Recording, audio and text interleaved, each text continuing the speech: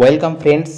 Government of West বেঙ্গলের department of school education থেকে গত 28 নভেম্বর একটি নোটিফিকেশন দেওয়া হয়েছে। এই নোটিশটি দেওয়া হয়েছে স্কুল এডুকেশনের যিনি জয়েন্ট ডিরেক্টর আছেন তার তরফ থেকে রাজ্যের সমস্ত জেলার ডিপিএসসি এর ফিনান্স কন্ট্রোলারদের উদ্দেশ্যে।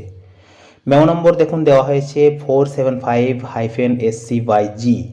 এই নোটিফিকেশনটি প্রাথমিক শিক্ষক শিক্ষাদের জন্য একটি বিশেষ গুরুত্বপূর্ণ নোটিফিকেশন।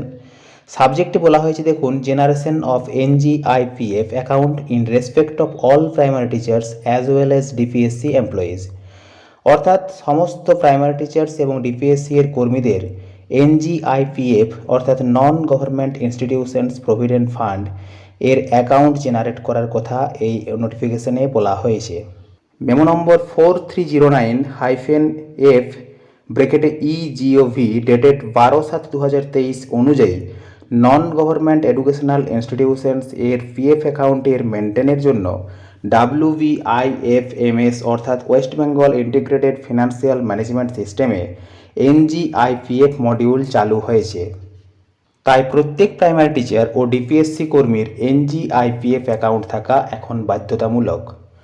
ডিসেম্বর 2024-এর স্যালারি বিল সাবমিশনের আগেই প্রত্যেকটি প্রাথমিক শিক্ষক শিক্ষিকা এবং ডিপিএসসি কর্মীদের NGIPF অ্যাকাউন্ট ওপেন করতে হবে, এই কথাটা এখানে বলা হয়েছে।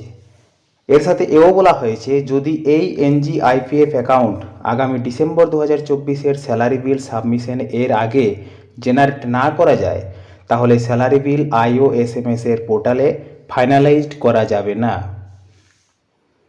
তাহলে ফ্রেন্ডস, এই নোটিফিকেশনটি প্রাইমারি টিচার্সদের জন্য একটি বিশেষ গুরুত্বপূর্ণ নোটিফিকেশান। আমি এই নোটিফিকেশনটি আপনাদের সাথে শেয়ার করলাম। ধন্যবাদ।